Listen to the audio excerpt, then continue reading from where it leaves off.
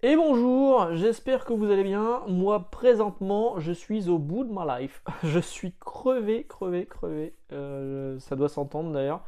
Je passe pas des super bonnes nuits, je passe quand même des journées assez costaudes. Je sais pas si ça se dit, mais bon. Je travaille beaucoup, aussi bien au boulot qu'à la maison. Et je me repose pas beaucoup. En fait, quand je suis pas au boulot et que je ne suis pas à la maison, en fait, je suis soit au boulot, soit à la maison. Le problème, il est là, c'est que j'ai pas tellement de moments où je peux profiter, quand je vais voir mes camarades d'Astro City, mais ça dure jamais très longtemps. Du coup, ouais, je suis vraiment fatigué, fatigué. C'est pour ça que vous n'avez pas eu de vidéo jeudi dernier. J'en suis fort Marie, désolé. Mais sincèrement, j'étais pas prêt. Je suis arrivé, je suis rentré du taf vendredi à. J'étais chez moi à 20h30. C'était juste pas possible de tourner une vidéo comme ça à l'arrache. Ça peut m'arriver hein, de tourner des vidéos tard le soir, mais quand elle a été préparée déjà en amont. Or là, j'avais rien de prêt, donc c'était pas possible. Donc bah on se retrouve aujourd'hui, hein, avec ces cernes magnifiques que j'ai sous les yeux là, pour parler encore une fois un petit peu de comics, un petit peu de manga, un tout petit peu de manga, et un petit peu de vidéo. Tiens, on va parler un petit peu de vidéo. On va commencer d'ailleurs par la vidéo. Moon Knight, vous en êtes où de Moon Knight, hein? Bon, moi j'ai vu le troisième épisode. Le premier épisode, je me suis dit, bon, ouais, on va attendre le second, ça va, ça va. Oscar Isaac joue bien, j'aime bien la relation qu'il a avec ses différentes personnalités, c'est plutôt bien joué par Oscar Isaac. Les FX c'était pas foufou. Le deuxième, je me suis dit, bon, ouais, ok. Ok, sans trop vous spoiler, il y a différents costumes de Moon Knight. Il y a le costume classique que vous avez là. Et le costume, en costard cravate. Et le costard cravate, quand il est arrivé, je me suis dit, ah cool. Mais en fait, non, c'est le pendant humoristique de la série. Et non. Et le troisième épisode est arrivé. Alors, ça a spéculé énormément sur le rôle de Feu Gaspard Ulliel, petit ange. Et puis en fait tout le monde a mis à côté, hein, donc je vous laisse découvrir, mais moi le troisième épisode, bah, j'ai vu Uncharted avec le costume de Spawn. Et pour l'instant je suis quand même plutôt déçu. Maintenant paraît-il que le prochain épisode ou l'épisode d'après, je ne sais plus, j'irai jusqu'au bout de la série, hein, va nous retourner le cerveau et qu'il y aura un grand chamboulement. Mais là, on a l'impression que les scénaristes, il y a un moment, il y a Conchou qui discute avec Marc, et Marc lui dit j'espère que tu as une bonne idée, et Conchou lui dit j'en ai une mauvaise. Et ben on a l'impression que c'est les scénaristes hein, qui ont que Marvel est allé les voir en disant vous avez une bonne idée pour Moon Knight? Non non mais on en a une mauvaise. Bah allez-y Manco, allez-y. Parce que non c'est pas mon Moon Knight. Déjà le costume, ça ne me convenait pas le costume, je trouvais ça.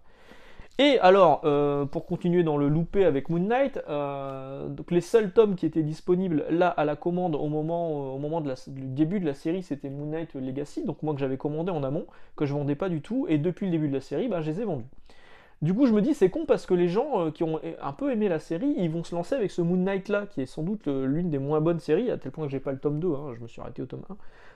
Sur Moon Knight, il y a tellement mieux le run de Ellis qui a été décalé encore par Panini Comics, le run de Lemire et Chalvet qui est excellent, même celui de Huston et Finch, il est meilleur que ça, hein, pour moi. Donc c'est dommage parce que ça arrive là, la semaine prochaine ou la semaine suivante, je ne sais plus, mais ça arrive trop tard, ça arrive trop tard. C'est une connerie, c'est une connerie. Donc Moon Knight, moi je suis déçu. Je sais pas ce que vous en pensez. J'espère que je vais avoir une bonne surprise pour la fin de la série, mais là c'est un peu compliqué, hein. Et ce qui est dommage, c'est que les scènes de combat, quand il est en costume classique, on va dire costume symbiote, hein, quand il est en costume comme ça, les scènes de combat sont cool, mais les FX sont un peu loupés.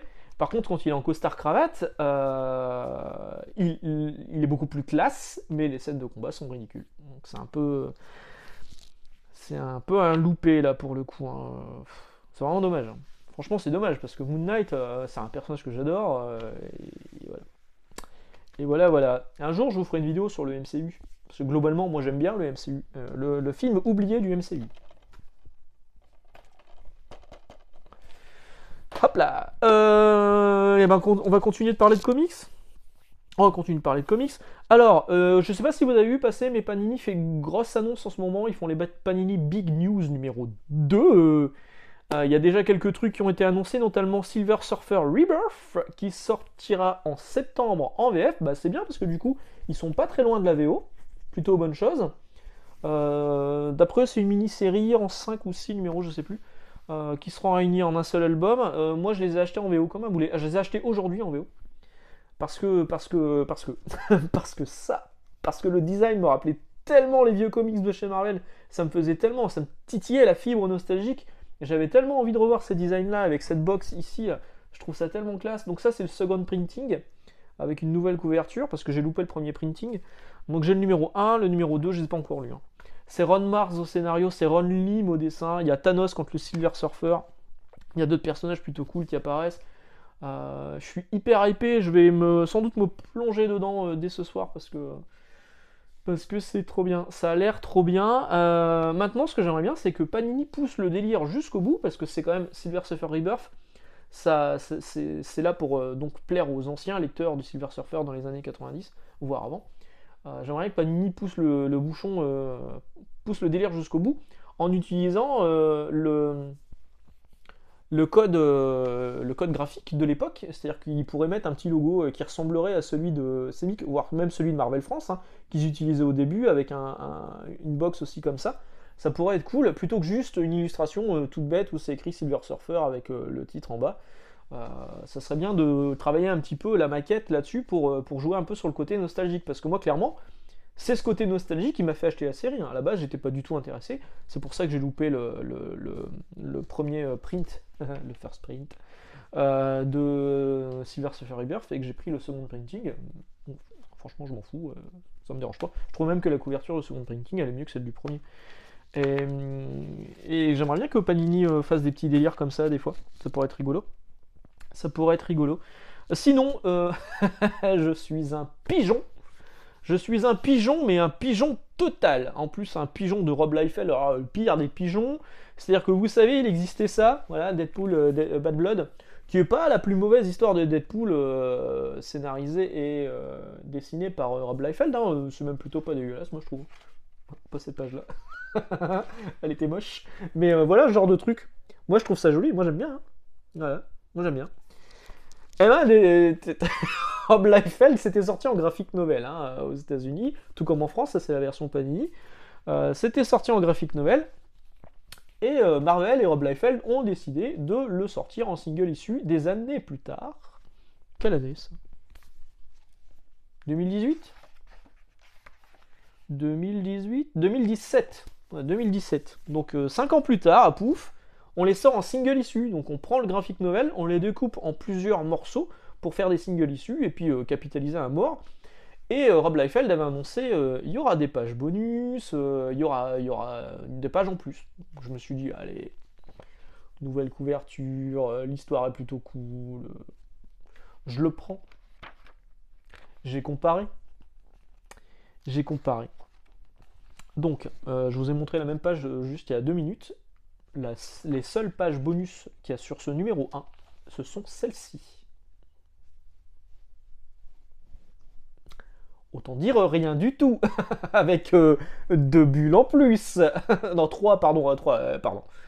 J'ai hâte de voir la suite. Putain la vache. 3,99$. Il se fait pas chier. Bon, après la couverture est inédite, et je suis un pigeon.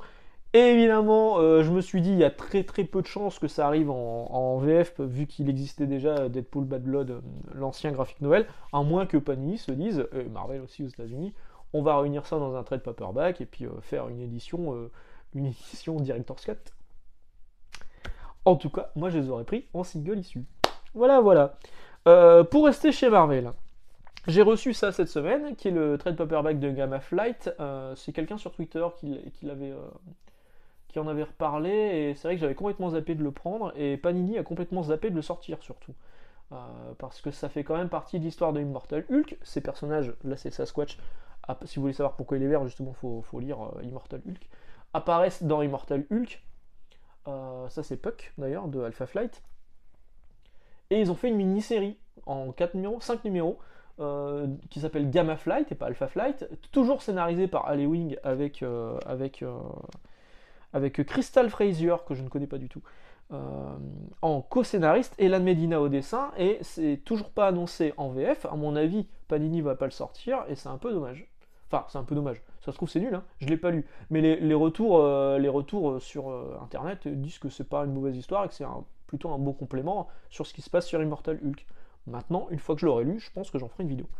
Ce sera peut-être le sujet d'une vidéo de la semaine prochaine, si j'ai le temps. Si j'ai le temps. Donc ça, c'était tout pour Marvel cette semaine. La grosse actu chez DC Comics et Urban pour cette semaine, c'était ça. Le Batman Damned de Brian Azzarello et Lee Bermejo en version noir et blanc. C'est donc le collector, enfin collector. Oui, c'est un tirage limité, il n'y aura qu'un seul tirage, un tirage unique. En noir et blanc, avec donc des planches qui sont absolument magnifiques de Brian Azzarello. Ça rend très très bien en noir et blanc. Que vous pouvez vous procurer en achetant 2 titres du Black Label chez Urban Comics. On vous offre celui-ci dans la limite des stocks disponibles.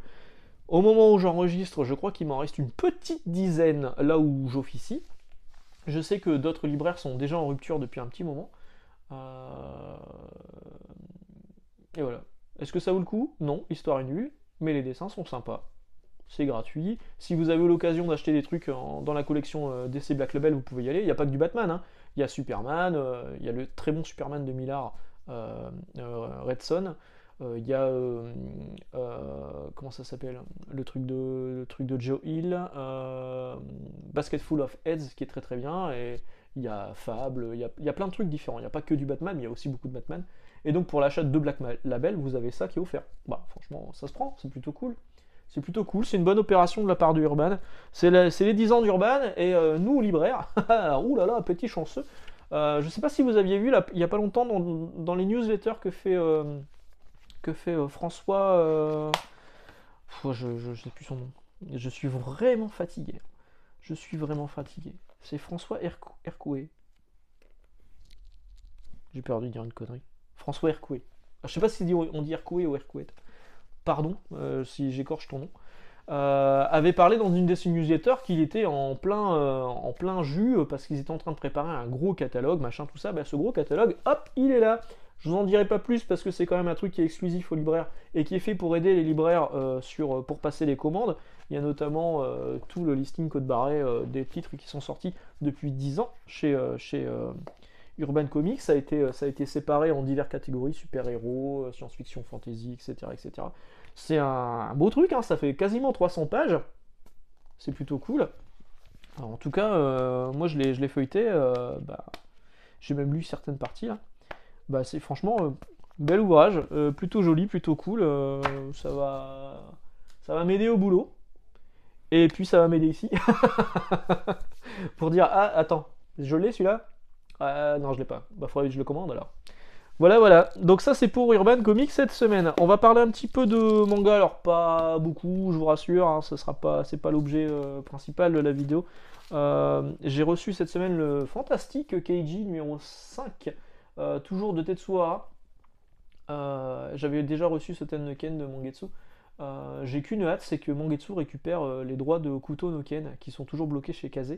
Et Kaze avait sorti une édition de luxe qui est plus disponible, qui est plus rééditée. Le numéro 1 de cette édition, vous la trouvez d'occasion à 155€, c'est débile. Donc j'aimerais vraiment que Mangetsu récupère les droits, je pense qu'eux aussi ils aimeraient bien récupérer les droits de Kuto no Ken. Cette semaine est sorti Ayakashi Triangle numéro 2, je l'ai acheté, le Ecchi du Jump comme on dit.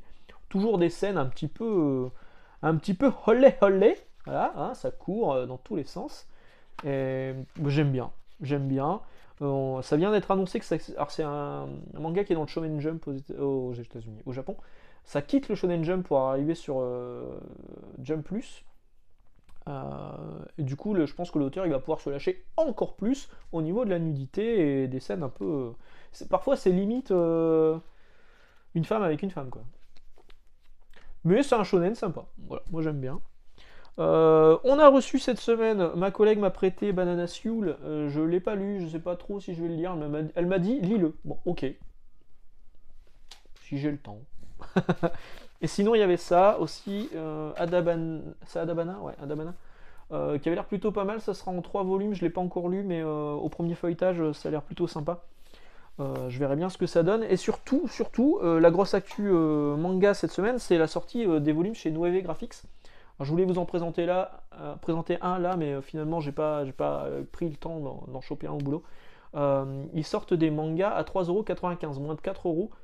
Et pas que seulement le tome 1, ce sera tous les tomes, toute la collection. Genre, il y a un truc qui s'appelle Mon appartement, Yokai, je sais pas quoi. Ça a l'air d'être plutôt sympa. Il y aura 24 volumes, les 24 volumes seront à 3,95€. Alors la différence c'est que il n'y a pas de couverture comme ça, voilà. Il n'y a pas de couverture comme ça. Il y a un rabat, comme faisait avant Panini, et les bonus sont directement imprimés à l'intérieur. Je vous montrerai, hein. Je pense que la semaine prochaine je vous en montrerai un. Et franchement, c'est plutôt bon plan, 3,95€. Il y a des bonnes séries, il y a Copé Lyon qui a bonne presse, et il y a d'autres titres. Donc là, c'est la première vague, il y a 3 titres qui sont sortis. Il y aura 3 autres titres en été et 3 autres titres en fin d'année. Voilà. Sinon, gros craquage de la semaine. L'intégralité des films de Dragon Ball Z et le spécial de Dragon Ball GT, c'est un téléfilm. Il y a 20 films là-dedans, pour 50 balles. J'hésitais à le prendre, et puis tout le monde en parlait sur Twitter en disant ouais, la qualité d'image elle est cool. C'est vrai que la qualité d'image elle est cool, mais comme les films sont quand même d'époque, il y a quand même des moments où on se dit oh là là, les cellulos c'est un peu dégueulasse, oh la tronche de Goku là elle est moche et tout. Mais je me régale en fait, parce que moi c'est des films, certains que j'ai vus au cinéma, ça avait été compilé par AB Productions. Je crois que c'était Attaque Super Warrior, Fusion et l'attaque du dragon. Ça devait être des films qui étaient fusionnés parce que c'est des films qui, au Japon, étaient pour les Jump Festa. Donc en fait, il y avait un film de différentes séries, dont Dragon Ball Z. Donc ces films sont plus courts. Il y avait 3 films, sur d'autres séries également, qui faisaient une totalité de 2h30, quelque chose. Et donc ceux de Dragon Ball Z, en général, ils font au maximum 50 minutes. Donc c'est pas très long, mais c'est plutôt cool. Je suis en train de me les refaire là. Sur Dragon Ball, il y a 4 films. Donc il y a Les Légendes de Shenron, Le Château du Démon, l'Aventure Mystique et L'Armée du Ruban Rouge. Sur Dragon Ball Z, il y a 13, 14, 15, il y a 15 films. Et après, vous avez Dragon Ball GT, qui est le téléfilm, 100 ans après la série, que je n'ai toujours pas fini de regarder. Il existe des animés comics Dragon Ball GT, qu'est-ce qu'ils attendent, Glénat, pour le sortir, ça ça serait tellement bien, ça serait tellement bien. Glénat, en fait, ils sont sur une mine d'or avec Akira Toriyama, mais ils en profitent pas tellement. Après, il y a tellement d'autres trucs qui fonctionnent, et il y a peut-être d'autres priorités pour le moment, mais voilà. Donc je suis content d'avoir ça, hein, c'est plutôt cool. Je m'en fais un tous les soirs à peu près quand je suis pas trop crevé. Bon, voilà, à mon avis, là ce soir, je vais me coucher tôt. Voilà, j'en ai fini pour aujourd'hui. La semaine prochaine, ça sera les 2 ans de la chaîne. Quand même. Donc on va faire les Michel d'Or. Est-ce qu'on les fait mardi, est-ce qu'on les fait jeudi? Je ne sais pas. Je ferai aussi une vidéo bilan sur les Panini Big News si ça s'est terminé d'ici là. Je ferai peut-être une vidéo sur Silver Surfer Rebirth. Je ferai peut-être une vidéo sur Gamma Flight. Je ne sais pas encore. En tout cas, il y aura les Michel d'Or, ça c'est sûr. Quand? On verra. Sur ce, excellente journée et excellente lecture. Et puis on se retrouve au plus vite. Ciao, ciao!